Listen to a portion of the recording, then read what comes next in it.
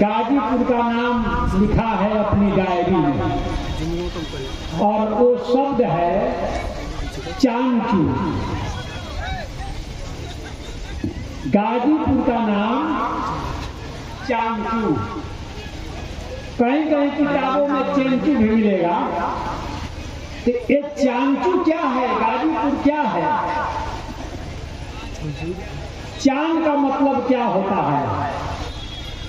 तथागत बुद्ध जो मेडिटेशन करते थे, ध्यान, उसको प्राकृत में हम लोग ध्यान बोलते हैं। ध्यान प्राकृत में जो ध्यान है, अंग्रेजी में जिसको मेडिटेशन प्राकृत में विपස්සना कहते हैं, वो ध्यान जो है उसी को संस्कृत के आचार्यों ने ध्यान बना लिया है। ध्यान और ये ध्यान जब चीन पहुंचा तो यही ध्यान वहां चांद हुआ। जब कोरिया पहुंचा तो यही जो ध्यान है वो सरजान हुआ। जब वियतनाम पहुंचा तो यही ध्यान जो है वो तिएन हुआ। यही ध्यान जब जापान पहुंचा तो वहां जेन हुआ। बुद्ध अद्भुत थे, ज्ञान की दुनिया में बेमिसाल थे। चांद, इसी चांद शब्द से चीन शब्द बना है, देश का नाम पड़ा है। तो इस गाजीपुर का नाम था चांचू। चांद माने ध्यान, मेडिटेशन, जो बुद्ध ध्यान करते थे उसको कहा जाता है चांद। और चू का मतलब होता है एरिया, इलाका, क्षेत्र। तो गाजीपुर वो इलाका है जो कभी मेडिटेशन का, ध्यान का एरिया हुआ करता था।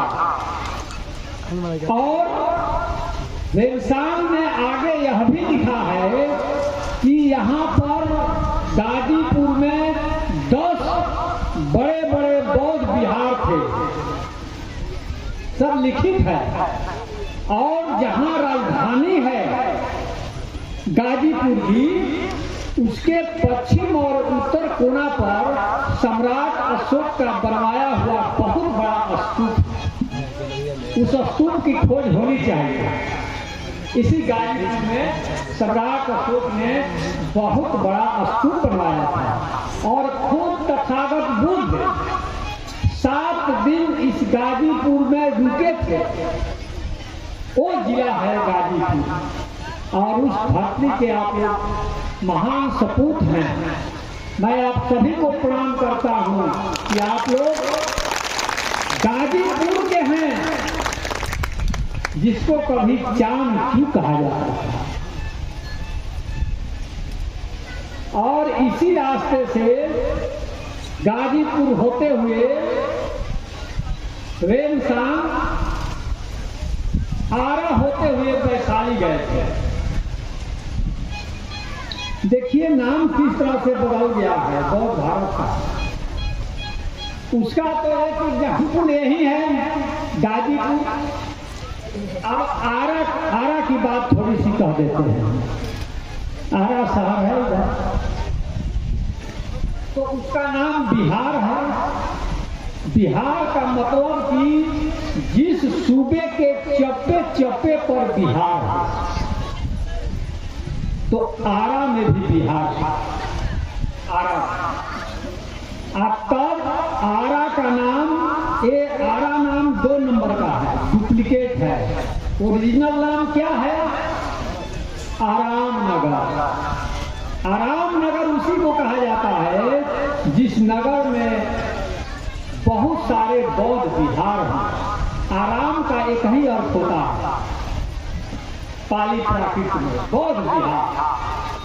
तो आरा कभी बौद्ध विहार का नगर था, बहुत सारे वहां बौद्ध विहार थे, इसीलिए उसका नाम था आराम नगर। और यह बात जो मैं कह रहा हूं कि यह लिखित सबूत के आधार पर कह रहा हूं। हम लोगों को एक जैन मूर्ति पर अभिलेख मिलता है मसार से। मसार जो गांव है वो आरा से 6 मील पश्चिम है। उसी जैन मूर्ति पर वो जैन मूर्ति दान दिया था आराम नगर के शंकर लाल ने, वो बनिया थे। उसी आदमी ने उस शहर का नाम उस पर लिखवाया है आराम नगर, आरा का नाम था। मैं यह नहीं कह रहा हूं कि गाजीपुर का नाम चांदू कर दीजिए, आरा का नाम आराम नगर कर लीजिए, लेकिन इतिहास जो है वो तो मैं बता ही सकता हूं। तो भीमसांग जब गाजीपुर से होते हुए आरा पहुंचे तो देखे कि आरा में सम्राट अशोक का बहुत ऊंचा स्तंभ था और उसके आगे बहुत बड़ा स्तूप बना था। उसने पूरा वर्णन किया है और कहा कि मसार से 6 मील पूरब है आराम नगर आरा। तो सम्राट अशोक का जो आरा में पिलर था वो तो अभी नहीं मिला, हालांकि हमको पता है कि वो कहाँ है, लेकिन मैं बताऊंगा नहीं, इसलिए कि अभी मेरा भाषण जो है रिकॉर्ड हो रहा है। लेकिन जो स्तंभ के ऊपर सिंह की मूर्ति थी वो मूर्ति मिल गई है। कहाँ से? मसार से। वो मूर्ति है कहाँ अभी? फिलहाल पटना म्यूजियम में। तो अंग्रेज आए तो कहे कि भाई ये कौन सा शहर है? तो आरा की जनता भोजपुरी बोलती थी, तो भोजपुरी में बताई कि आरा है। तो अंग्रेज सब समझा कि शहर का नाम आरा है, तो वो अंग्रेजी में लिखा ARRAH आरा है। अभी भी हम लोग स्टेशन पर देखते हैं ना तो आरा नहीं लिखा रहता है, ARRAH आरा है। अंग्रेज समझा कि इसका नाम नहीं है आरा, लेकिन वो आराम नगर। सासाराम में भी आराम था, बौद्ध बिहार था, उसी नाम पर सहस्राम है। एक ऐसा आराम सहस्राम में था जहां 1000 बौद्ध भिक्षु रह सकता था। उसी रास्ते तो जीटी रोड बना था। सम्राट अशोक का तो शिलालेख वही है, उस पर चर्चा थोड़ी देर में करेंगे। असल में बातें बहुत हैं, 2-4 घंटा तो सासारामे में बोलने में लग जाएगा हमको, इसलिए आगे बढ़ते हैं। मैं ये कह रहा था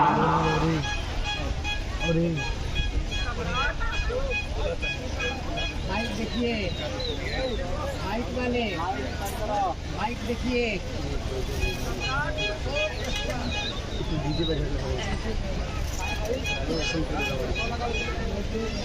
खत्म हो गया माइक।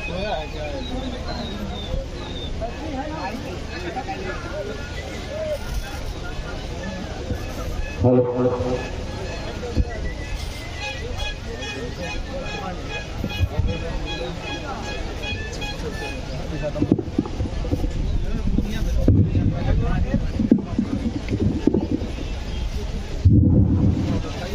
तो सम्राट अशोक के प्रेमियों, सम्राट अशोक कोई मामूली राजा नहीं था।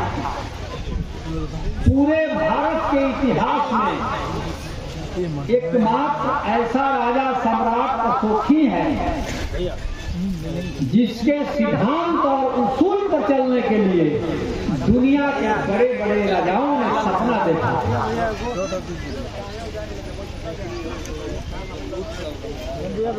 जिस समय सम्राट अशोक थे उस जमाने में श्रीलंका का राजा 30 शासन करता था श्रीलंका पर, और उन्हीं के राजकाल में अशोक के बेटा और बेटी श्रीलंका गए थे। याद दिलाइएगा, बेटा बेटी के बारे में बताएंगे। और श्रीलंका के राजा इतने प्रभावित थे अशोक से कि उन्होंने देवानम प्रिय की उपाधि धारण कर ली थी। तो उनको कहा जाता था देवानम प्रिय राजा 30, श्रीलंका के राजा थे। और 6ठी शताब्दी में चीन में एक बहुत प्रतापी राजा हुए जिनका नाम था लियांग कुडी। लियांग कुडी को चीन का अशोक सम्राट कहा जाता है। और लियांग कुडी ने चाइना में सम्राट अशोक का मंदिर ही बना दिया है 6ठी शताब्दी में। और वो मंदिर आज भी है। अब सोच लीजिए, कंबोडिया का राजा जयवर्मन सप्तम, जिसको कंबोडिया का सम्राट अशोक कहा जाता है। अब देखिए, ऐसा राजा आपके देश में अब दूसरा नहीं है। दूसरे देश के राजा भी सम्राट फलाना कहलाए, ऐसा नहीं है।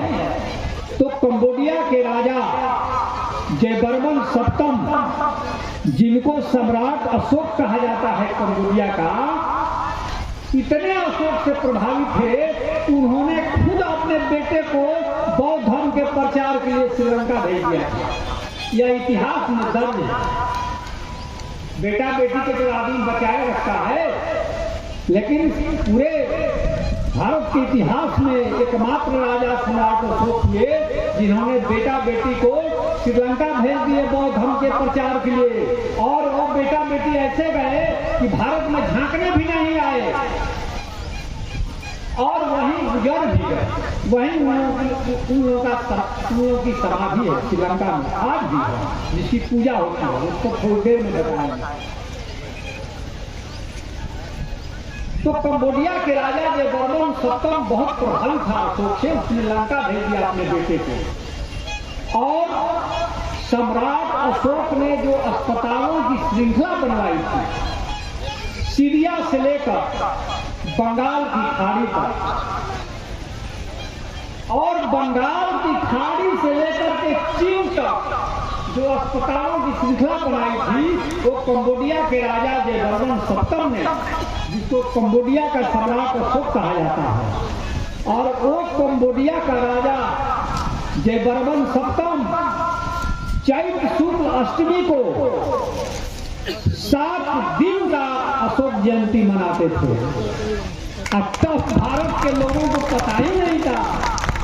दुनिया अशोक जयंती मनाती है। हमारे इतिहासकार बेवकूफ बने हुए हैं या जानबूझकर बेवकूफ हुए हैं कि जब बिहार के मुख्यमंत्री नीतीश कुमार ने कहा कि चैत्र शुक्ल अष्टमी को अशोक जयंती पूरा किए अवकाश घोषित किया जाता है, तो देश के इतिहासकारों में अफरा तफरी मच गई और कहा कि कोई इतिहासकार जानता ही नहीं है कि सम्राट अशोक की जन्म तिथि कब है। तो नीतीश कुमार कैसे जान गए? खिल्ली उड़ाया। मैंने 4-5 दिन पहले नीतीश कुमार के सामने ये बात कही। यह विश्व इतिहास में दर्ज है कि जयवर्मन सप्तम, जिसको कंबोडिया का सम्राट अशोक कहा जाता है, वो खुद सम्राट अशोक की जयंती चैत्र शुक्ल अष्टमी को पूरे 7 दिन मनाते थे। और वह रिकॉर्ड में है। राहुल सांकृत्यायन की एक पुस्तक है बुद्ध बौद्ध संस्कृति, उसमें भी यह बात लिखी हुई, आप लोग पढ़ सकते हैं।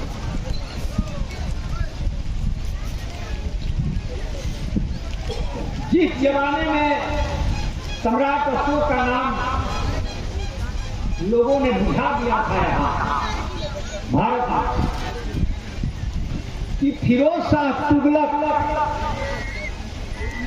मारा फिर रहा था कि भाई पिलर पर क्या लिखा था, कोई बताने वाला उसको नहीं था। 2 पिलर ले गए थे, एक चोपड़ा से और एक मेरठ से। 2 पिलर, उसकी बात में थोड़ी देर बताया। तो जिस समय फिरोज शाह तुगलक दिल्ली की गद्दी पर थे, तो सम्राट अशोक का ये जो लिखा हुआ शिलालेख है, उसको पढ़ाने के लिए विद्वानों को बुलाए, लेकिन कोई नहीं पढ़ सका। और उसी समय में एक बर्मा में सम्राट हुआ जिसका नाम था धम्मचेती।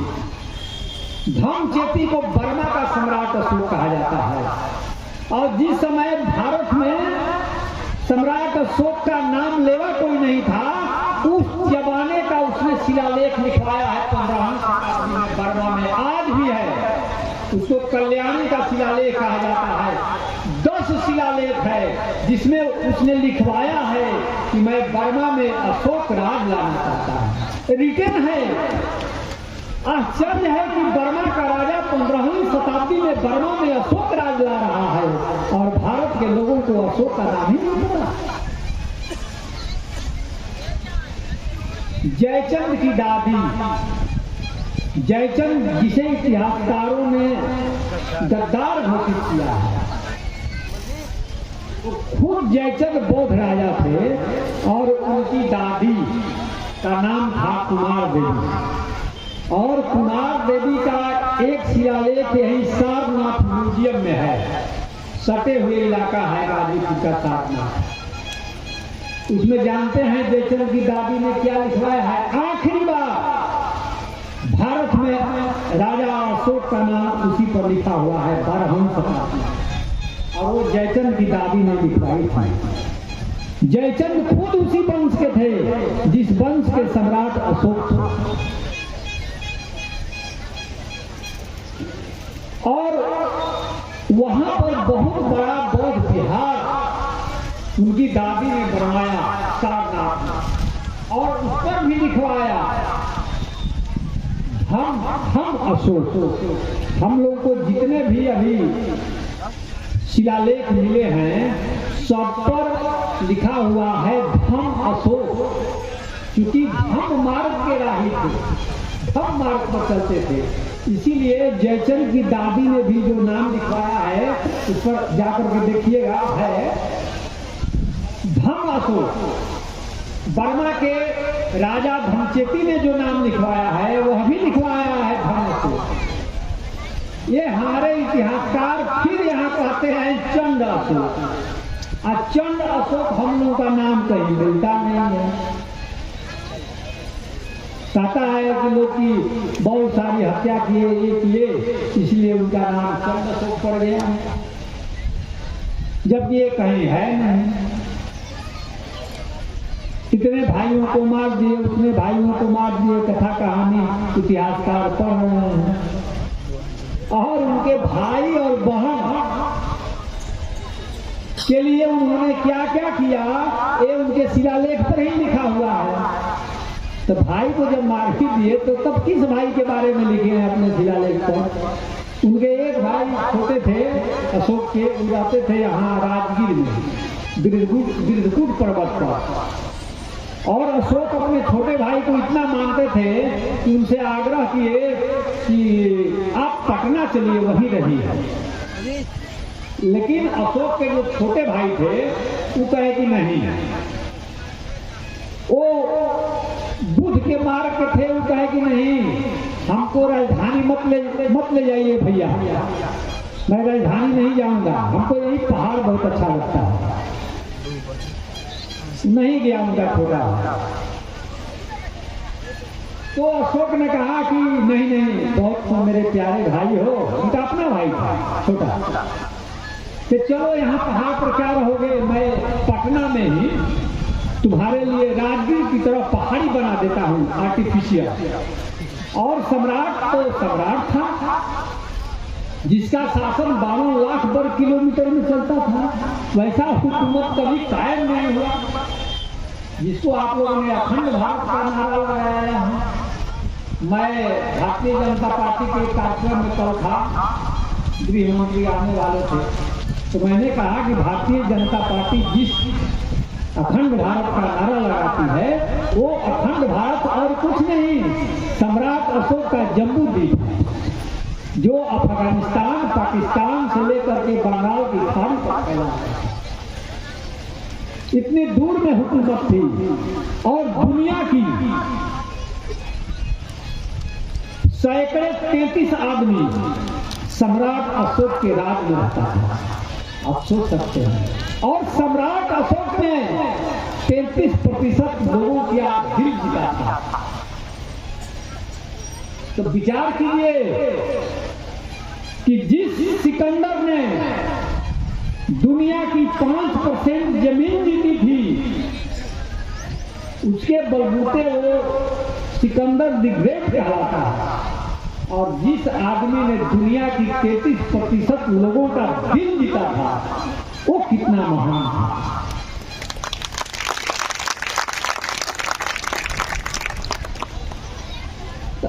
बहुत सारी बात तो भूलते जा रहे हैं, पीछे जो कहे तो उसका डिटेल नहीं करता है, आप लोगों को याद दिलाना पड़ेगा क्योंकि सब छूटते जा रहा है।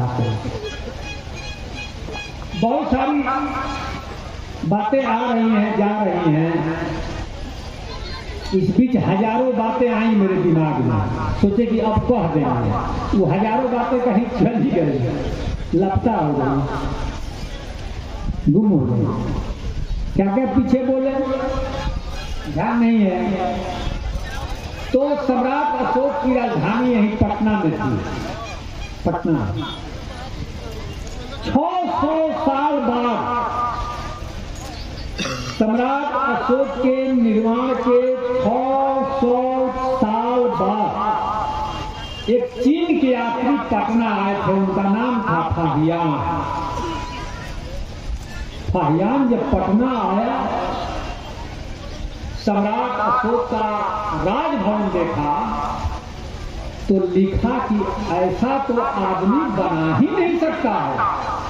और 600 साल बाद भी सम्राट अशोक का राजभवन पटना में जस का तस, जरा सा भी कहीं टूटा फूटा नहीं लिखा। दांत तले उंगली दबा दिया कि कितना सुंदर राजभवन है। और चंद्रगुप्त मौर्य के जमाने में मेगस्थनीज आया था तो चंद्रगुप्त मौर्य का राजभवन देखा। क्या देखा? देखा था कि जो राजभवन का स्तंभ है उस पर पीतल चढ़ा हुआ, सोना चढ़ा हुआ है, सोना, और चांदी के कपची से सजाया गया है। कहा कि जो फारस का राजधानी है, फारस साम्राज्य की सुसा और एक बटान, कहा कि फारस का राजभवन कुछ भी नहीं है। पाटलिपुत्र के राजभवन के सामने सब फीका है। फारस साम्राज्य की राजधानी सुसा और एक बटान दिखा है। और सुसा और एक बटान, जिसको हम लोग फारस साम्राज्य कहते हैं, उसकी चौहद्दी जो थी वो सिकंदर के साम्राज्य से 40 गुना बड़ी थी। सिकंदर के साम्राज्य के 40 गुना बड़ा साम्राज्य था फारस साम्राज्य। उसकी राजधानी जो थी सुसा और एक बटान, वो पटना के जो राजभवन थे उसके समान बना था, उसके समान फीका। लिखा मेगास्थनीज ने भी लिखा कि घर में ताले नहीं लगते हैं। ताला का आविष्कार तो भाई तब हुआ जब विश्वास हमारे और आपके बीच टूट गया। अगर ये विश्वास कायम रहता तो शायद ताला का आविष्कार नहीं होता दुनिया में। लेकिन मेगास्थनीज ने लिखा है कि मौर्यों के राजकाल में घर में ताले नहीं लगते हैं। लोग झूठ नहीं बोलते हैं, केस मुकदमा कम होते हैं, चोरी नहीं होती है, लिखा है। और यही तो सतयुग है। अगर सतयुग है तो वो मौर्य काल ही है। अगर कोई स्वर्ण युग है तो वह मौर्य काल ही है। और जो सोने की लंका जो है, जहां अशोक वाटिका थी, वो और कुछ नहीं, वो पाटलिपुत्र ही है। और जो रामायण की अशोक वाटिका है वो कुछ नहीं, वो अशोकाराम है, जहां पर तृतीय बौद्ध समिति पाटलिपुत्र में हुई थी। ये तो मन संचालक थे ही वहां कार्यक्रम में, प्रवीण जी। मैंने मुख्यमंत्री को कहा कि प्राचीन काल में सम्राट अशोक ने पाटलिपुत्र में अशोकाराम बनवाया था।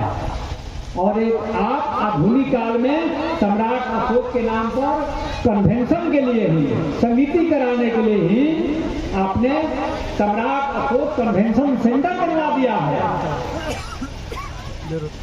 आपको बधाई। तो पाटलिपुत्र का राजभवन जब वर्णन करता है मेगास्थनीज तो लिखता है कि सोना और चांदी का मढ़ा हुआ है, वही सोने की लंका है। स्पूनर ने जब वो खुदाई कराई थी तो वो जो राजप्रसाद है वो जलाया गया था, वहां पर राख मिली है। ये सबूत है। सोने के अवशेष मिले हैं पाटलिपुत्र के खंडहरों से।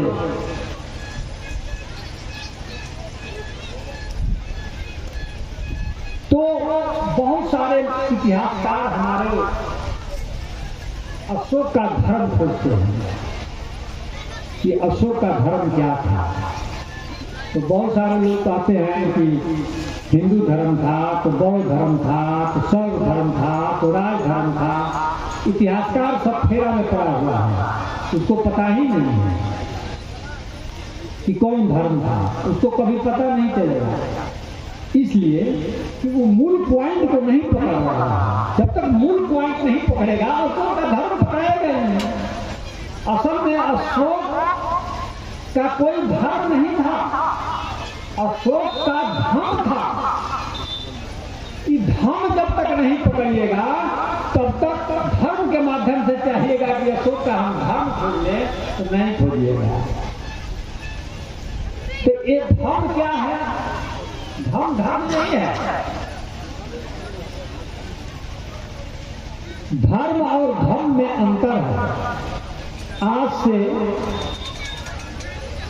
2300 साल पहले सम्राट अशोक हुए थे और 2300 साल पहले उन्होंने धर्म का अनुवाद करवाया है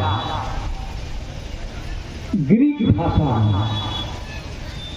ग्रीक भाषा में उन्होंने धर्म का अनुवाद करवाया है और वो अनुवाद अभी भी है कंधार में।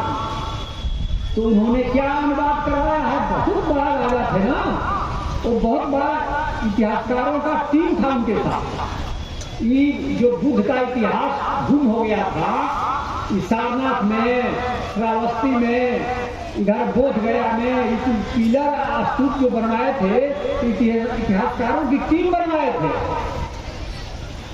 फिर पीछे वाला बात हमको भूल जाएंगे, किसका है भूलिए, आगे बढ़ जा रहे हैं। कंधार में मिला है, याद दिलाते रहिएगा, भूलते जाएंगे ना, बहुत सारी चीजें आ रही हैं। तो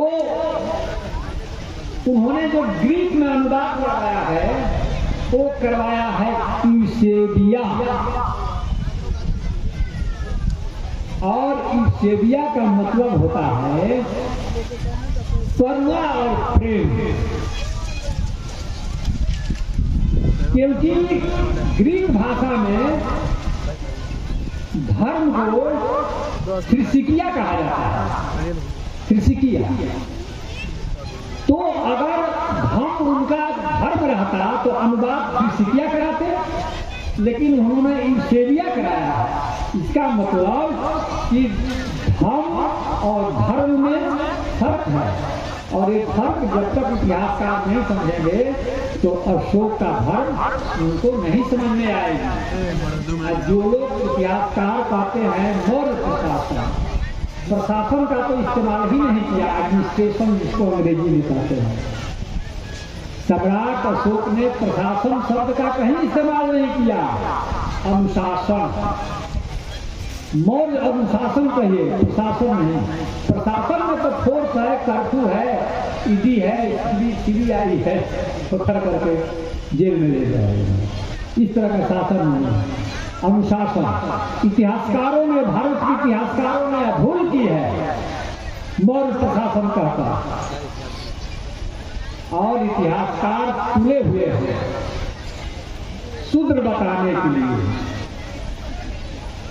घूरा पर से मूरा उठाया कि मूरा से मौर्य बना। हाँ, आप कोई इतिहासकार से पूछिए कि भाई मूरा से मौर्य शब्द बनेगा कैसे? न पाली में बनेगा, न प्राकृत में बनेगा, न संस्कृत में बनेगा। और यही उल्टा पुल्टा इतिहास भारत के बच्चों को पढ़ाया जा रहा है, चाहे बीएचयू हो, चाहे जेएनयू हो।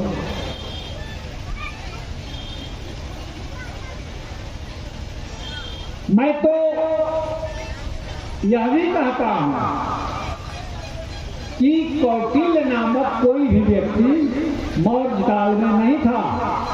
और कौटिल्य के अर्थशास्त्र के आधार पर भारत के इतिहासकार मौर्यों का इतिहास लिखना बंद करें, क्योंकि कौटिल्य का जो अर्थशास्त्र है, भाई जी कुछ नहीं है, फिर से पढ़िएगा, वो मनुस्मृति है, मनुस्मृति ही है और कुछ नहीं है। और उस आधार पर इतिहासकारों ने मौर्य काल का इतिहास लिखा है। सम्राट अशोक के शिलालेख पर जिस व्यक्ति का नाम लिखा है, उस आदमी का नाम था चप्पड़।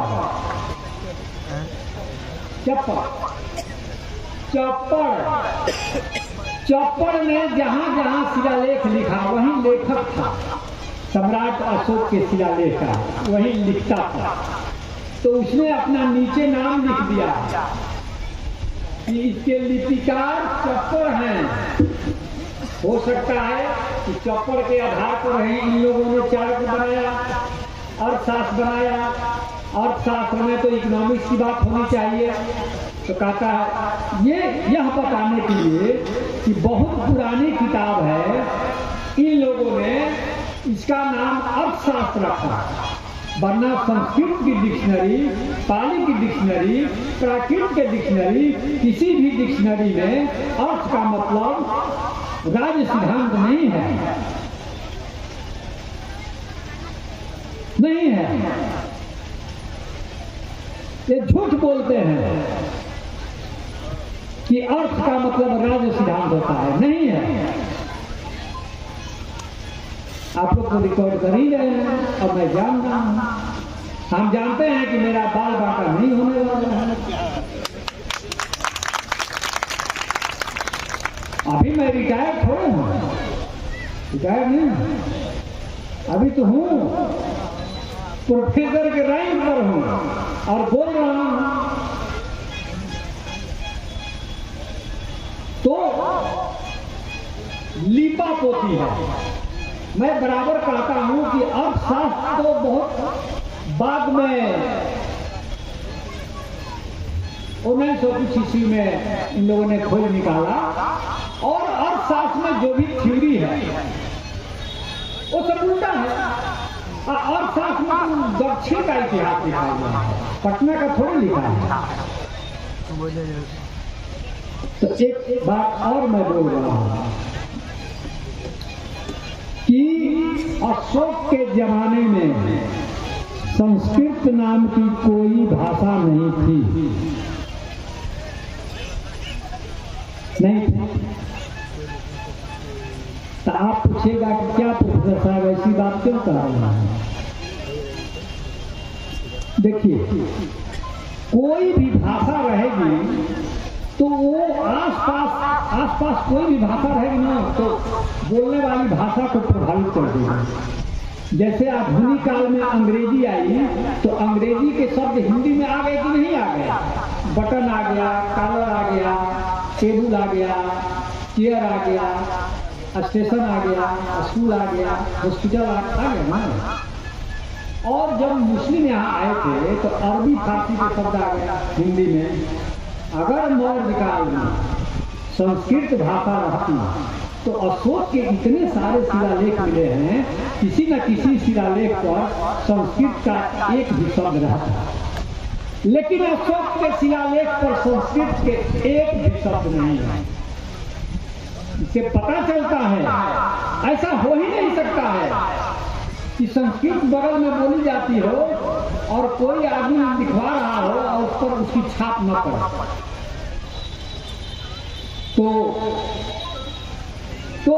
जो कौटिल्य का अर्थशास्त्र है वो तो संस्कृत में लिखा हुआ है और संस्कृत भाषा थी नहीं, इसलिए मौर्य काल में अर्थशास्त्र का होना गलत है, भाषाई दृष्टिकोण से गलत है। और ऐसे भी सोचिए कि बुद्ध संस्कृत नहीं जानते थे, थी ही नहीं भाषा, जानेंगे क्या, न बोले। चंद्रगुप्त मौर्य और सम्राट अशोक ये लोग भी संस्कृत नहीं जानते थे, बोलते भी नहीं थे। तो चाणक्य अगर उनका मिनिस्टर था और राजा को बुझाता ही नहीं था संस्कृत, राजा बोलता था प्राकृत, तो ये राजा किस भाषा में परामर्श लेता था?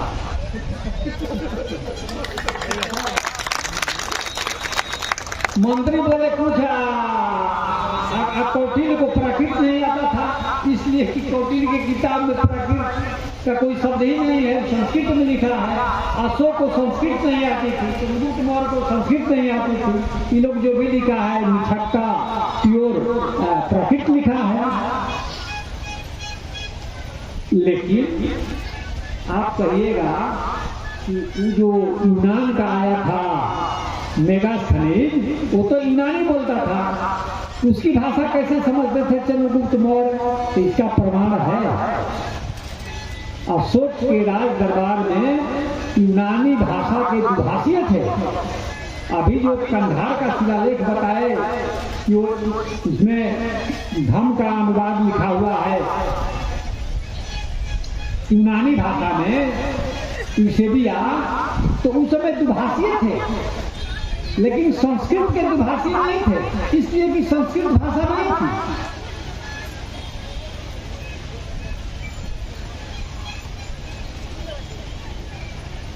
एक बार और बोल देता हूँ।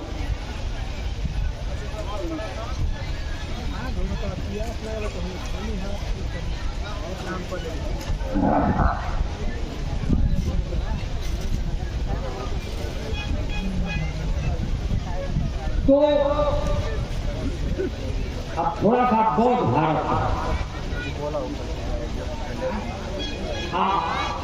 बौद्ध भारत जो उनके परिवार कहाँ समाधि है, किनकी कहाँ लड़का मरा उनका, कहाँ लड़की मरी, थोड़ा बताते हैं।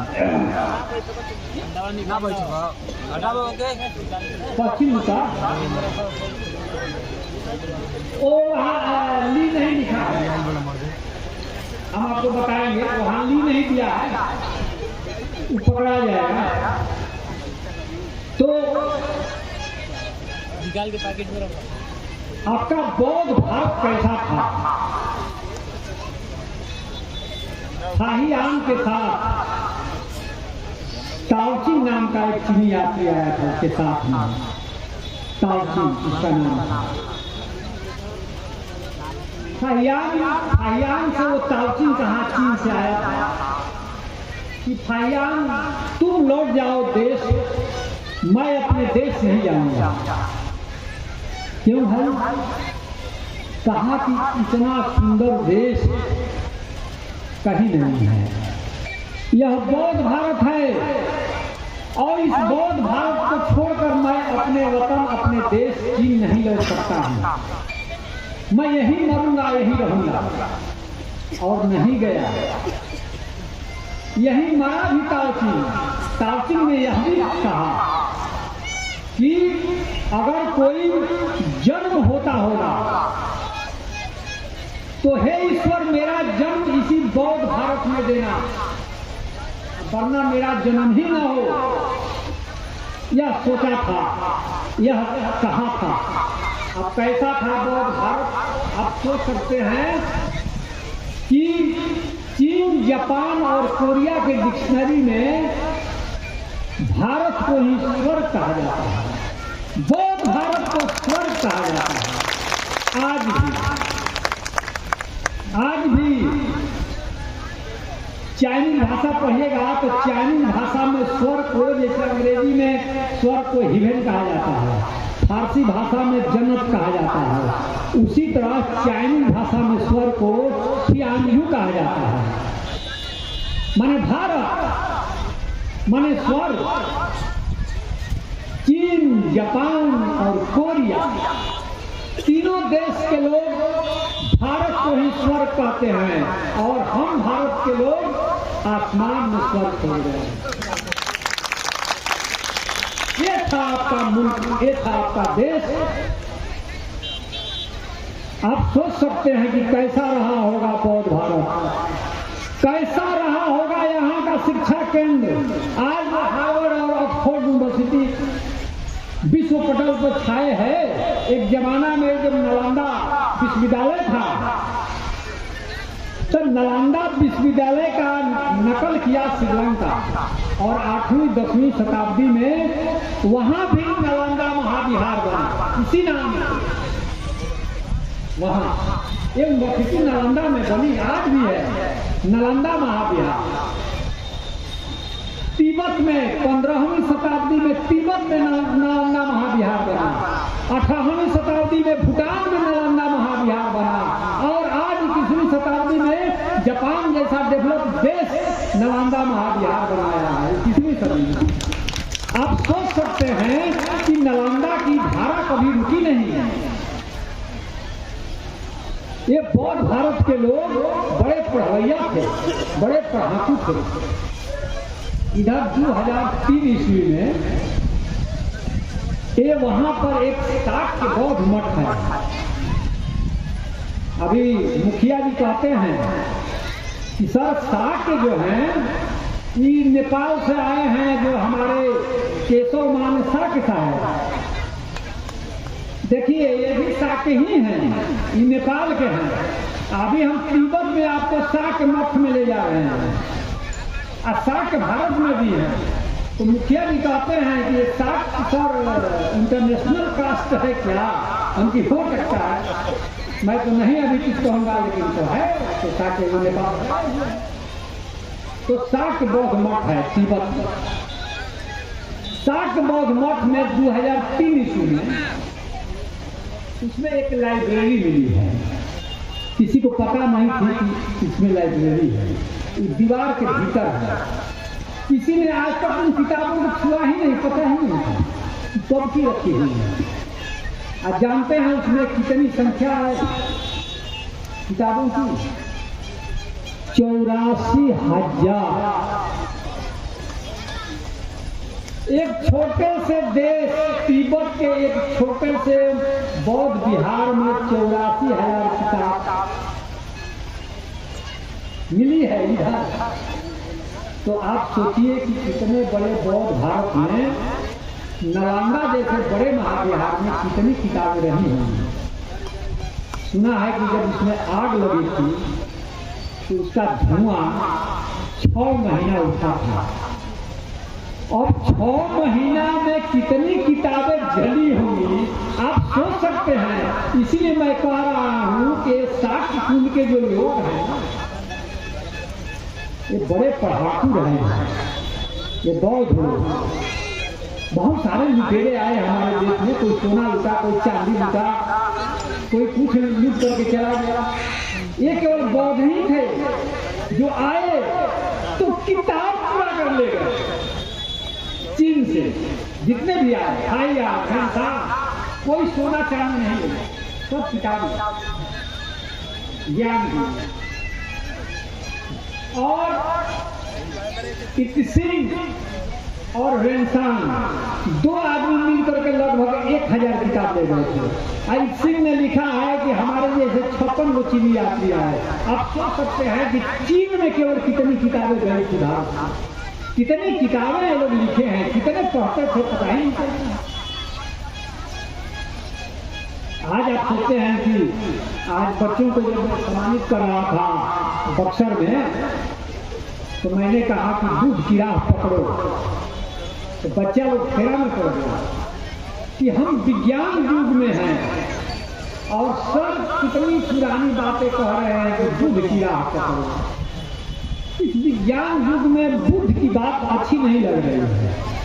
तो मैंने कहा रुको, तुम्हारा विज्ञान जो है ना आज भी बुद्ध की ही देन है। कैसे? पूरे विश्व में बुद्ध पहले व्यक्ति हैं जिन्होंने कहा कि कोई भी कार्य बिना कारण का नहीं होगा। अगर कहीं कोई एक्शन है तो उसके पीछे कौन है, ये बहुत बड़ी बात हो गई। आप सोच सकते हैं कि बुद्ध की खोपड़ी कितनी डेवलप थी। 2500 साल पहले ऐसा तो आदमी सोच ही नहीं सकता है कि आज जब गणेश जी को दूध पिला रहा है, क्या क्या कर रहा है, आज इतनी खोपड़ी सड़ी हुई है, तो वो आदमी 2500 साल पहले कह दिया कि दुनिया का कोई भी कारण बिना कारण का नहीं। और यूरोप जिसमें इंग्लैंड है, जर्मन है, फ्रांस है, हॉलैंड है, बड़े बड़े देश हैं, इन लोगों को पता ही नहीं था कि बिना कारण का कार्य नहीं होता। ये बेकन यूरोप का पहला व्यक्ति है जिसने 16वीं शताब्दी में बताया कि बिना कारण का कार्य नहीं होता। उस कार्य का विश्लेषण करो, तब यूरोप के लोगों में वैज्ञानिक बोध हुआ। बुद्ध के इसी सिद्धांत से इंग्लैंड के लोगों ने, जर्मन के लोगों ने, फ्रांस के लोगों ने सीखा, और तब यूरोप में न्यूटन, गैलीलियो, केपलर पैदा हुए। अगर यह बुद्ध का सिद्धांत यूरोप नहीं गया होता तो न्यूटन, गैलीलियो और केपलर यूरोप में पैदा नहीं होते। सोच लीजिए, इन लोगों को तो 1, 2, 3 भी नहीं लिखने आता था। 1, 2, 3 1, 2, 3 भी बुद्धिज्म का के शिलालेखों का। उसी से 1, 2, 3 इंटरनेशनल डिलीट का विकास हुआ। ऐसे लाइब्रेरी की बात याद लगेगा तो कैसे, तो यहाँ 1, 2, 3 को अंग्रेजी में कहा जाता है अरेबिक इंटरनेशनल डिजिट, जिस पर आज आप लोगों को घमंड है कि हम भी अंग्रेजी जानते हैं। 1, 2, 3 तो सुन लो, इसकी कथा मैं बता रहा हूँ। 1, 2, 3 को अंग्रेज वालों क्या बोलते हैं? अरेबिक, माने हमने अरबों से लिया, अरब देश से। अरब वाले कहाँ से लिए? वो क्या कहते हैं 1, 2, 3 को? हिंद सा, हमने हिंद से लिया। ये हिंद आपका है, इसीलिए अशोक के बेटे का नाम महेंद्र नहीं था, उसी नंबर का नाम है, असली नाम महिंद था, वहाँ हिंद है।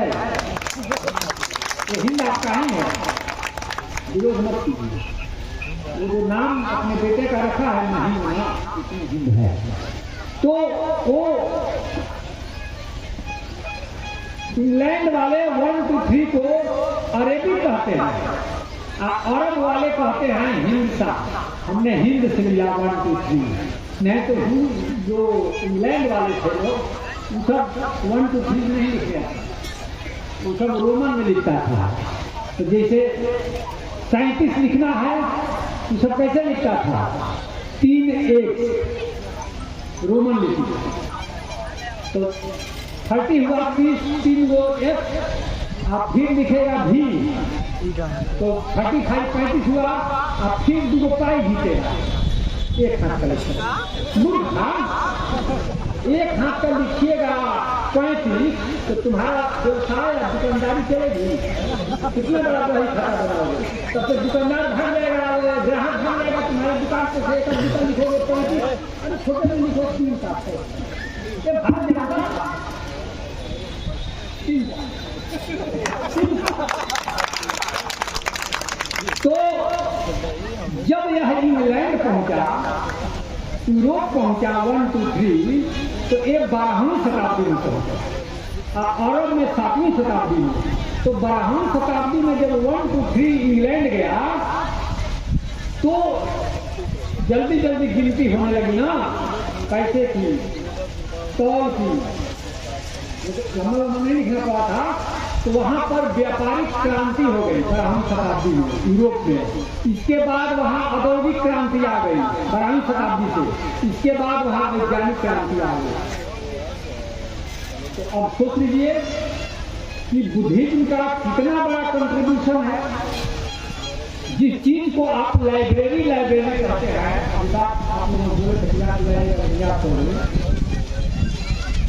तो अशोक ने लिपि के लिए जानते हैं किस शब्द का इस्तेमाल किया है? लिपि कहा जाता है अंग्रेजी में स्क्रिप्ट। ये हिंदी भाषा है और ये लिखी गई है, इसको स्क्रिप्ट बोलते हैं। इसको हम लोग देवनागरी कहते हैं। तो अशोक ने इस लिपि के लिए जो शब्द का इस्तेमाल किया है वो है लिपि। लिपि LIBI लिपि। लिपि माने लिपि। और जब लिपि का आविष्कार हो जाएगा तभी तो किताब दिखाएगी। तो इसी लिपि से LIBI से लैटिन भाषा में किताब को कहा जाता है लिबर। LIBER माने जो लिपि से लिखा जाए तो वह किताब हो गई लिबर। तो लैटिन भाषा में लिबर। और जहाँ किताबों का जमावड़ा हो वो लाइब्रेरी। तो सम्राट अशोक से देख लीजिए कि सम्राट अशोक के लिपि से सीखा लैटिन वालों ने किताब लिखना लिबर, और उसी से इंग्लैंड वालों ने लाइब्रेरी बनाना सीखी लिपि। पहले लिपि का आविष्कार होगा तब किताब लिखी जाएगी, और जब किताब लिखी जाएगी तब उसका कलेक्शन होगा। तो इतिहास इधर से जा रहा है, सम्राट अशोक की तरफ से जा रहा है इंग्लैंड, न कि इंग्लैंड से इधर आ रहा है। ये भारत के लोग मूर्ख बने हुए हैं, ये इतिहासकार मूर्ख बना रहे हैं। क्यों? हम तो कहते हैं कि जो पुलिस शब्द है, पुलिस उकार ल में ह्रस्व की मात्रा और दल को ये पुलिस शब्द खुद सम्राट अशोक की। आप लोग पढ़ रहे हैं कि अंग्रेजी का है, अंग्रेजी का है, पुलिस आई पुलिस। मैं तो कह रहा हूँ कि सम्राट अशोक के शिलालेख पर पहली बार हम लोगों को पुलिस शब्द मिलता है। ठीक इसी रूप में जरा सा भी वंश मात्र भी फर्क नहीं है। पुलिस पुलिस सीधे लिखा है अभिलेख पर। अब पुलिस का मतलब क्या होता था? राज्य के कर्मचारी अशोक के जमाने में। अब एक बहुत बड़ी बात दिमाग में आई, इधर से निकल गई, याद आएगी नहीं आएगी।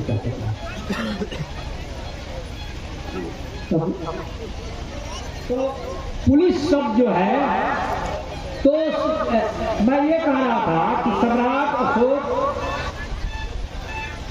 के कुछ परिवार के लोग बताए कि चर्चा होनी चाहिए। महेंद्र तो अभी पटना गए थे तो मैंने बताया कि जो अशोक के बेटे महेंद्र थे, जिसको संस्कृत भाषा में महेंद्र कहा जाता है, तो वो रहते थे भिखना पहाड़ी, मोहल्ला है पटना का।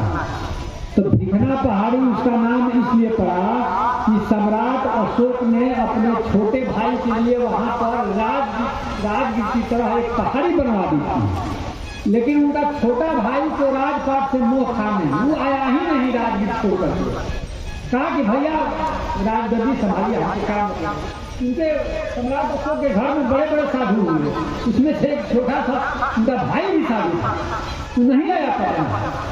तो सम्राट अशोक के जो लड़के थे महीन, वहीं उसमें रहते थे भिखना पहाड़ी पर।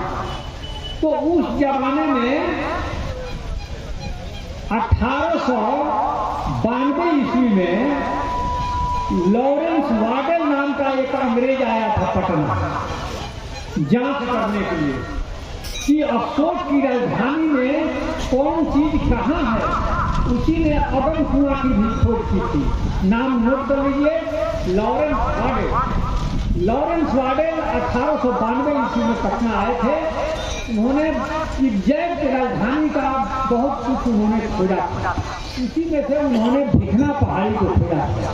यहीं पर सम्राट अशोक के बेटे महीन रहते थे। तो 1892 ईस्वी में उनके बेटे महेंद्र की पूजा होती थी पटना में।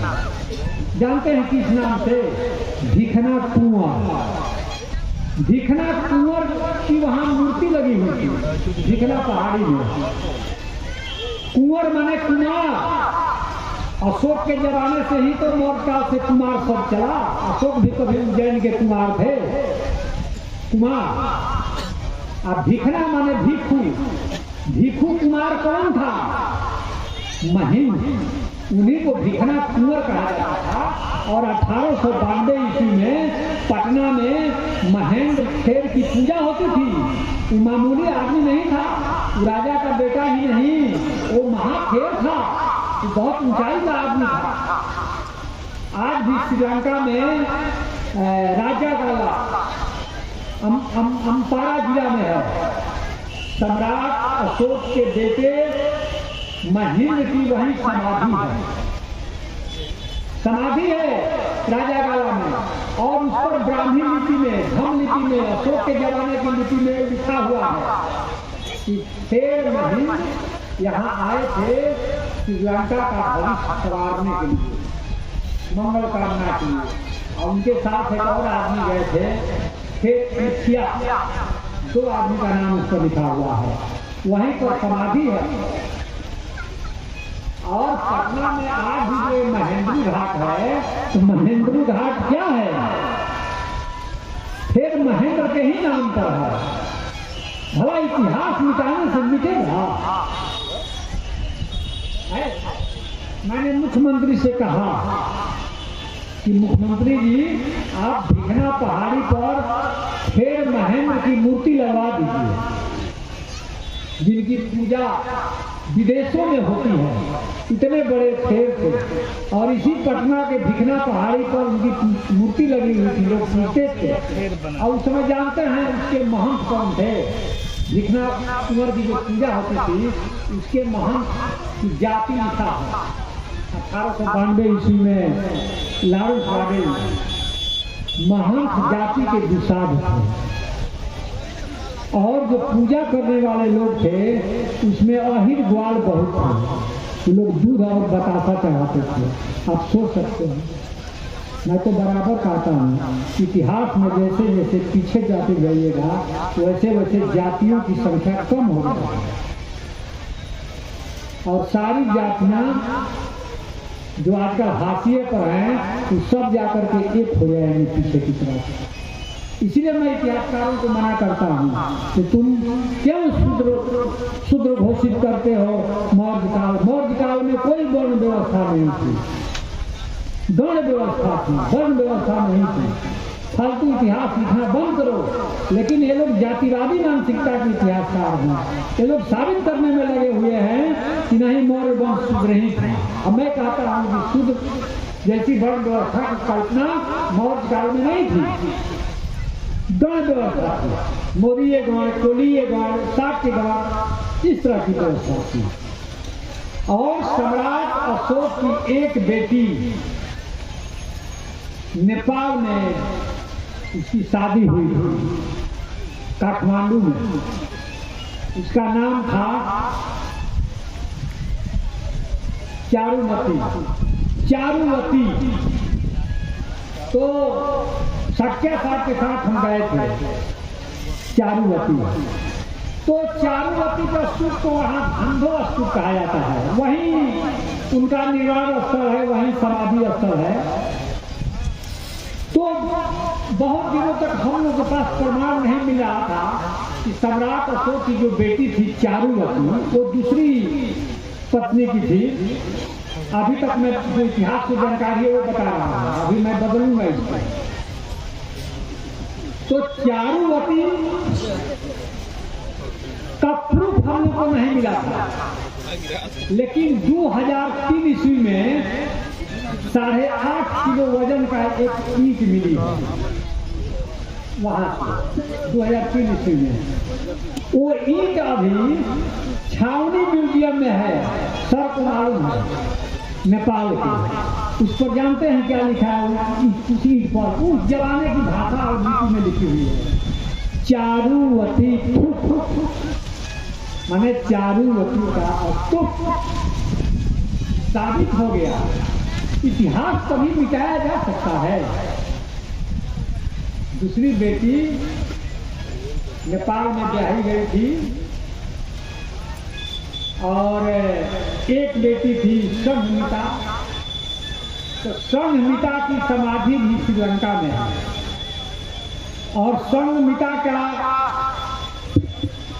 होने का सबूत हम लोगों को मध्य प्रदेश के सीहोर जिला के पान गुररिया बौद्ध विहार से मिलता है। सीहोर जिले के पान गुररिया बौद्ध विहार में एक छतरी है, छतरी में यष्टि लगी हुई है, माने दंड। उसी दंड पर संहिता का इतिहास लिखा हुआ है।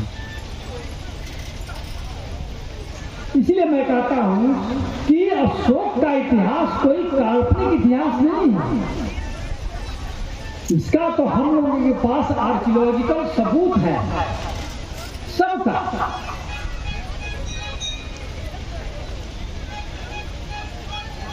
तो लगता है कि अब बहुत कुछ बोल दिए हैं।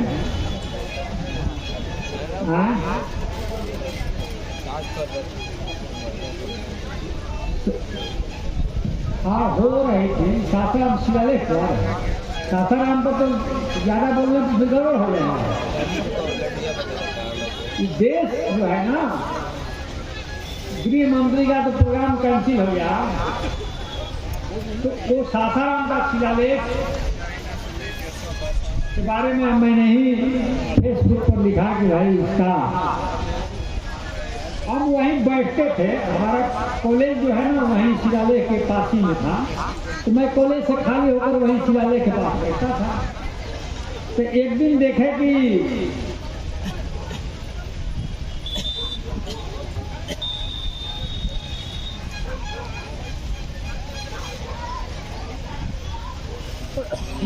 तो ये जो पर्ची आई है, माता का नाम, पत्नी का नाम, तो एक चीज बता देते हैं। हम ज़्यादातर आर्कियोलॉजिकल एविडेंस में ज़्यादा विश्वास करता हूँ। 2 नंबर का इतिहास बहुत कुछ लिखा गया है, गलती 99 भाइयों के मारे, तो चंद अशोक कहलाए, तो एक ओ, हाँ, तमाम किस्म की किंवदंतियां अशोक के साथ जुड़ी हुई है। बहुत सारी महिलाओं की हत्या करा दी, मैंने अनठिकानी बात इन लोगों ने लिखा, जबकि अशोक के शिलालेख में लिखित है कि सम्राट अशोक ने महिलाओं के लिए अलग से डिपार्टमेंट बनवाया था। लिखा हुआ है महिलाओं के कल्याण के लिए सम्राट अशोक ने अलग से मंत्रालय बनवाया था। आपको ताजुब होगा कि यहाँ एक बौद्ध मंत्रालय था भारत में, इसका भी लिखित सबूत मिलता है। और बौद्ध मंत्रालय का कैबिनेट ब्रांच का मिनिस्टर होता है श्रवण मंत्रालय। तो इस तरह का अनठिकानी इतिहास बहुत लोगों ने लिखा है, इसलिए उस डिबेट में नहीं पढ़ना है हम लोगों को। हालांकि जो हम लोग को अशोक की एक रानी का नाम मिलता है कारुवाकी, और उसके एक लड़के का नाम मिलता है तीवर, जिसकी समाधि सिरपुर में है, सिरपुर में, छत्तीसगढ़। तो सिरपुर की खोज तो इधर हुई, और सिरपुर की खोज हुई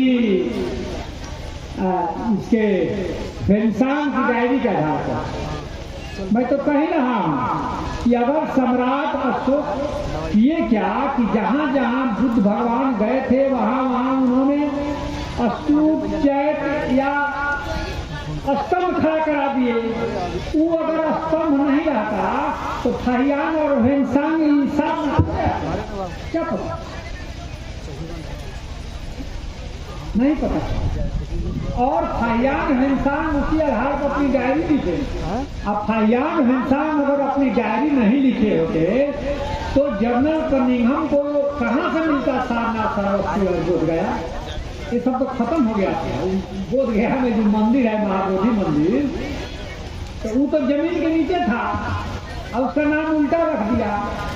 वहाँ गौतम बुद्ध को बोध आया, लेकिन ये लोग नाम रख दिया कि बोध गया। नामे उल्टा कर दिया। उल्टा करने में लोग बहुत माहिर हैं, बहुत सारी चीजें उल्टी हैं हमारे इतिहास में। तो अभी जो सुजाता का स्तूप मिला है तो ये तो 2006 में मिला है ना भाई। फल्गु नदी के उस पार जो सुजाता का स्तूप मिला है तो 2006 में सब मिट्टी से ढका हुआ था। अब उतना ऊंचा महाबोधि टेम्पल है, अब उसको पता नहीं था कि यहाँ टेम्पल है, पता ही नहीं था लोगों को, सब ढक गया। बहुत सारी चीजों का रूप परिवर्तित हो गया है, बहुत सारी चीजों को ढक दिया गया है। वो तो ये अलेक्जेंडर कनिंघम बड़ा मेहनत कर करके श्रावस्ती सारनाथ का तो सारा ईंटा ढो कर ले गया था। क्या पता था कि यहाँ बुद्ध भगवान ज्ञान दिए थे, और कब दिए थे इसको हम लोग कहते हैं गुरु पूर्णिमा। एक बुद्ध पूर्णिमा है और एक गुरु पूर्णिमा है, दोनों में अंतर जान जाएंगे। बुद्ध जिस दिन जन्मे और निर्माण प्राप्त किए वो है बुद्ध पूर्णिमा, और जिस दिन वो ज्ञान दिए थे सारनाथ में उसको कहा जाता है गुरु पूर्णिमा। उसी दिन गुरु के नाते बुद्ध ने ज्ञान दिया था सार्वजनिक रूप से। और वो महीना कौन है? जुलाई। ध्यान रखिए, जुलाई अंग्रेजी के हिसाब से जुलाई पड़ेगा। अब याद आ गया कि इंग्लैंड से लेकर करके भारत तक आज भी बीए और एमए की पढ़ाई जुलाई से क्यों चालू होती है? यही इतिहास है, पता ही नहीं हमें।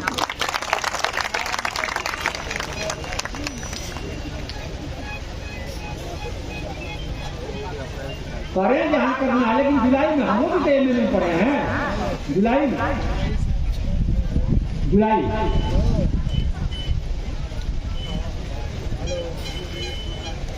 तो ये सब तो गायब हो गया था। ये सब तो सम्राट अशोक के चलते सब सामने आया। तो चलिए बात तो खत्म होगी नहीं, यही बात निकालेगा तो फिर बात निकल जाएगी। हाँ तो बोध गया, बोध है, ऐसा तो पता नहीं, उल्टा चीज बहुत सारा हमारे दिमाग में होगा। तो बात निकल गई। आई लोग जो कहता है ना कि ताजमहल सबसे बढ़िया है, फिर से जा करके महाबोधि टेम्पल को आप देखते हैं।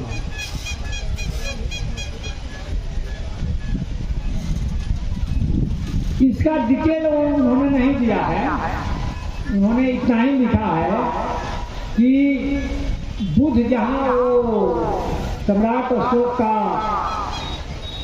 स्तूप था, जहाँ बुद्ध रुके थे वहीं सम्राट अशोक के स्तूप बनाए या शिलालेख रखवाए। तो यहाँ पर सम्राट अशोक स्तूप बनवाए थे। मैं कह रहा हूँ ना कि राजधानी से पश्चिमी पर नजदीक में, मतलब 100 मीटर के अंदर नजदीक में, तो वहीं बुद्ध रुके थे जहाँ वो स्तूप था।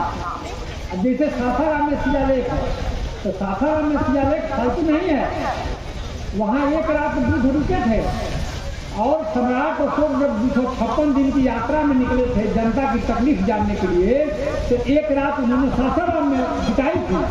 उसी की यादगारी में वो सासाराम वाला शिलालेख है। अभी एक शिलालेख और दिए हैं अहरौरा, एक बीचे मिला है शिलालेख मठमोरिया में, तो लोग बोलता है मुतमोरिया, नामे बदल दिया, मुतमोरिया कर दिया। तो मोरी जहाँ पेशाब किया जाता है, और था मठमोरिया। तो एक सासाराम में, फिर मठमोरिया में, फिर अहरौरा में। ये मार्ग था अशोक का, और यही मार्ग था बुद्ध का, और यही मार्ग था बुद्ध का। इसी रास्ते भगवान बुद्ध ज्ञान प्राप्त करने के बाद वही पहाड़ी पकड़ कर करके सारनाथ आए थे। इसकी अब जांच और खोज हो चुकी है। सम्राट अशोक मौर्य काल में ही तो ये जीटी रोड बना था, जिसको तो काबुल से माना जाता है चटगांव बंगाल के। तो चटगांव को बांग्लादेश की सरकार ने चटगांव का नाम बदल दिया, चैत्योग्राम। चैत्यों का शहर था। चैत समझ रहे हैं ना, बहुत शब्दावली है चैत। और जो हनुमान जी जो लंका में जो जला रहे थे, घर नहीं जला रहे थे, आप फिर से वाल्मीकि रामायण पढ़िएगा, चैत जला रहे थे, लिखा हुआ है चैत। इसी में मैंने कहा पाटलिपुत्र ही वो श्रीलंका है, लंका है। तो चैत्र काबुल से लेकर के पटना तक तो मेगास्थनी ने सड़क देखी थी, मतलब कि चंद्रगुप्त मौर्य के जमाने में वो थी। और पाटलिपुत्र से चटगांव तक सड़क अशोक ने बनवाई। लोग कहते हैं कि फलाना राजा बनवाया। अरे बेवकूफ, तुम्हारे इतिहास में कोई राजा ही नहीं हुआ जिसका शासन काबुल से लेकर के चटगांव तक। रोड कैसे बनवाएगा, दूसरे के राज्य में बनवाएगा।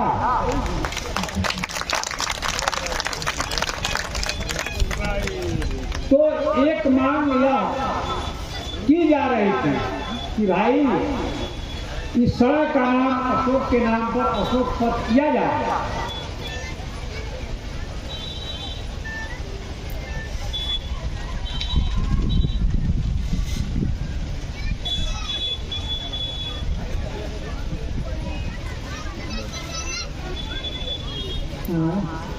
ना वो कुछ था दिमाग में, निकल गई बात ना, निकल जा रही है। कुछ सोच रहे हैं कहने के लिए, तब तक बातें निकल जाती है।